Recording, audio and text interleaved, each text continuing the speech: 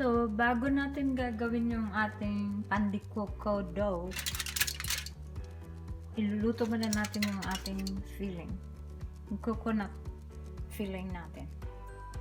Turn on your stove sa medium heat. Ilagay na natin yung ating grated coconut.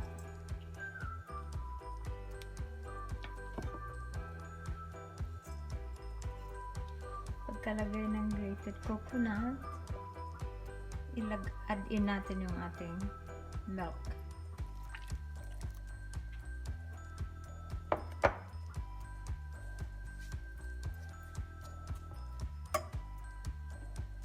And the brown sugar.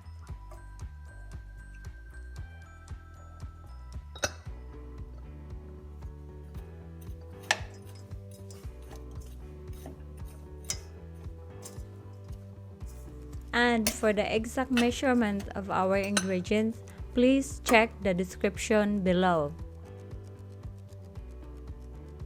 Add na rin natin ang ating butter.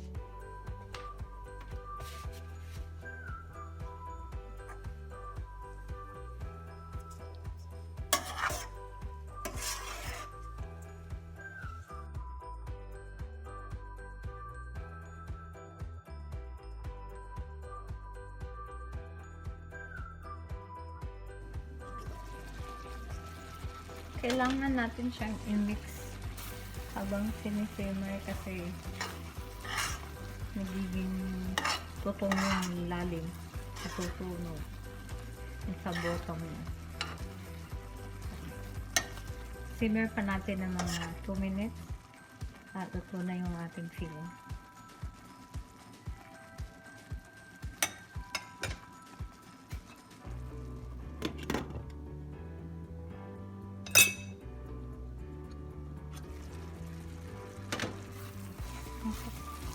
Luto na yung ating filling, guys.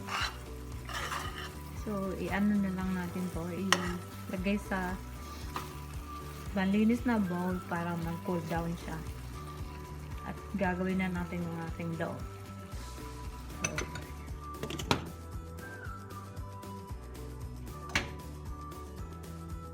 So, gawin na natin yung ating dough.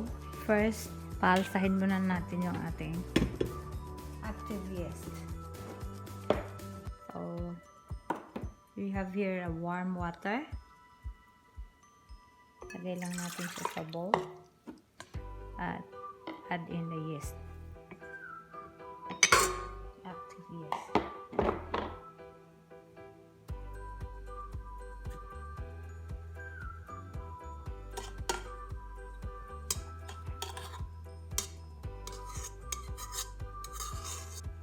Mix lang natin hanggang sa mag-activate siya. Tide natin ng mga 2 minutes at once na umalsa na yung ating yeast, pwede na natin ilagay yung ating flour mixture. Mix na natin yung ating sugar sa ating flour. Mix all the dry ingredients, sugar and salt.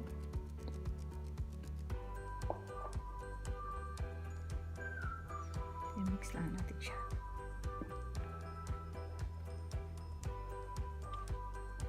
Ayan, nag-active na yung ating yeast. Pwede na natin umpisahan ang pag-ninid ng ating dough gamit ang ating stand mixer.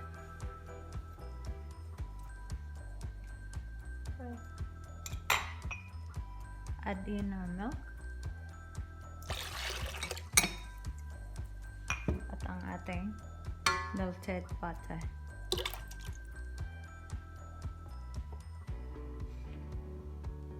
To add our flour mixture gradually, half portion muna.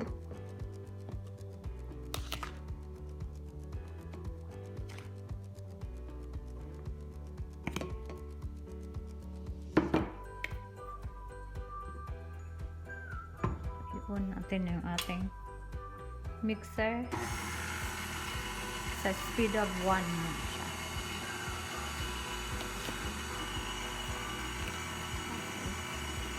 Dahan-dahan lang natin siyang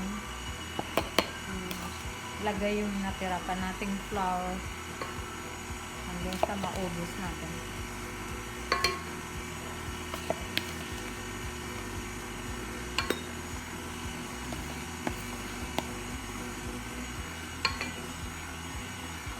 Tapos, gamit ang spatula,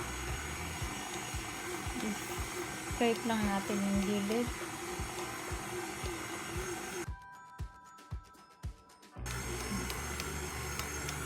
Ininid natin siya ng mga 7 to 8 minutes.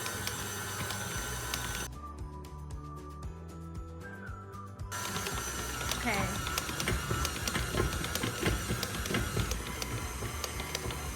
Ready na yung ating check natin. So, ito yun. Pag ganito yung texture, ito yung texture na gusto ko. So, ready na. Iahon lang natin siya dyan sa mixer. Tinilagay natin sa malinis na bowl para paalsahin natin siya.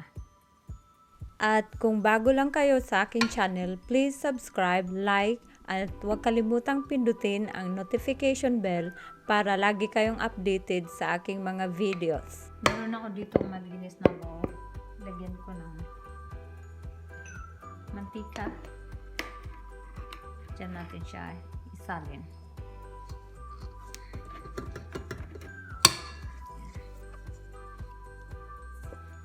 So, gamit ang spatula, tanggalin lang natin siya dyan sa mixer o bowl ng mixer.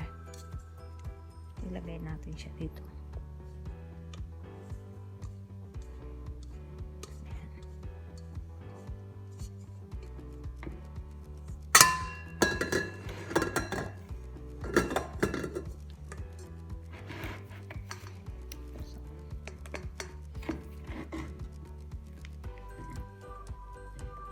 Punasan lang natin siya ng mantika para hindi mag-dry.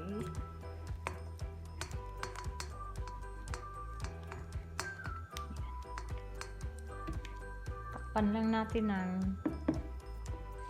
plastic wrap at atin siyang ira-rice ng mga 1 to 2 hours.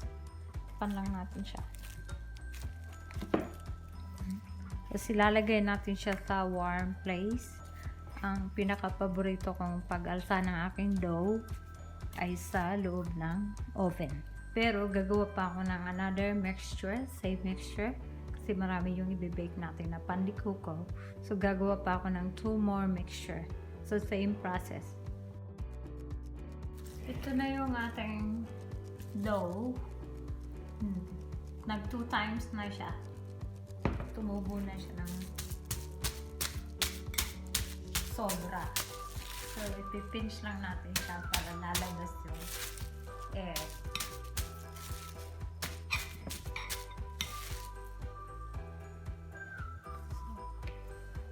So, hahatiin lang natin yung ating dough.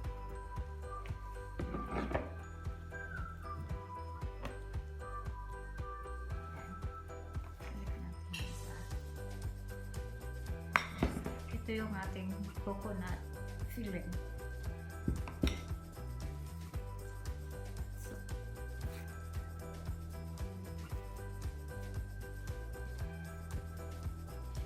muwi ko lang siyang ganito.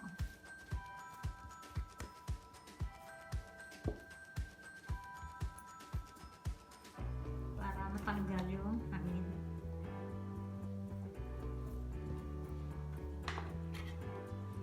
Cut lang natin siya ng mga 80 gram para pare-pareho yung size niya. Make sure pareho yung timbang. Gamit ko pala itong weighing scale ko. Ilagay ko lang ng plastic wrap. So, gawin lang natin ito. Sa matapos natin. Gagawin natin, bibilogin natin siya. Yan, kailangan ganyan. Gawin lang hanggang sa matapos lahat. Yan. So, nabilog na natin siya. Ngayon, lalagyan na natin gamit ang ating rolling pin. Isa-flatten natin siya. Kung wala kang rolling pin, pwedeng kamay lang, ganyan. Pero mas maganda kasi pag may rolling pin ka, mas mabilis siyang i-flatten. Mapantay. Ganyan.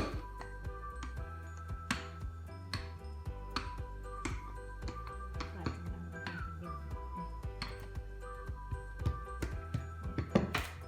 Then, lagyan na natin yung ating coconut filling.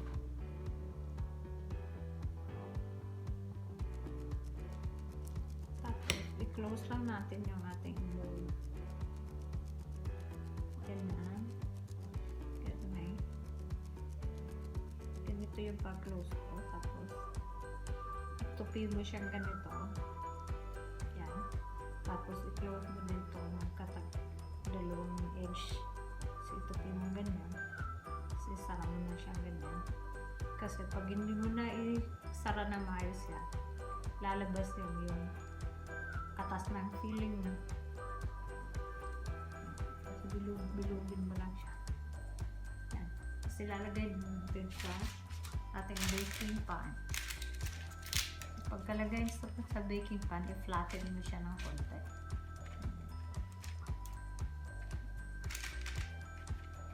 Kailangan at least 1 inch apart kasi lalaki pa yan namin. Sa yung ating mold. So, gawin lang ito ng paulit-ulit ang proseso hanggang sa matapos mo. Yan.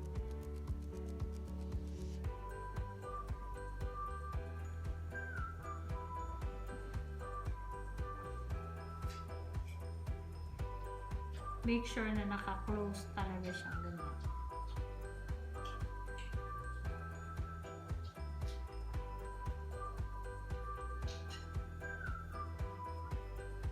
Press mo siya. Pagdating mo siya. So, ito na yung ating na-mold ng palm de coco with filling. Kailangan natin siyang pa-outside ulit ng mga bago natin siya i-bake. Tatakpan ko lang siya. Itong tray na. Parang mas madali siyang umasa. So, this time, i-preheat na natin yung ating oven for 375 degrees. This time, umalsa na yung ating tinapay. Ready for bake. Ayan.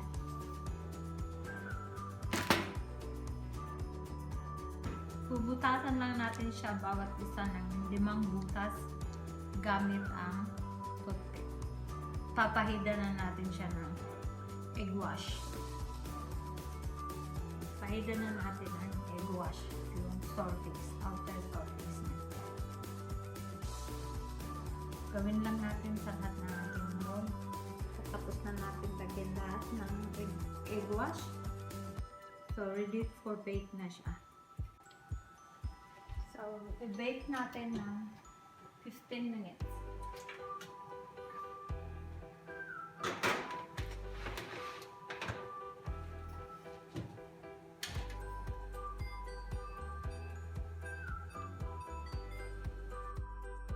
So, luto na yung ating first batch. After 15 minutes, ito na siya. Bake natin to ang isa pang batch for 15 minutes again.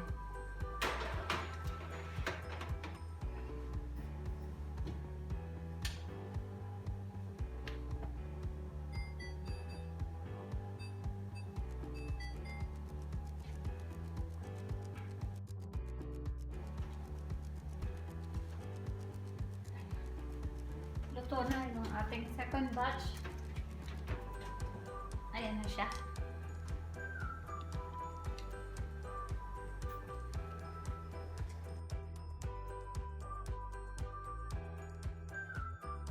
Thank you for watching.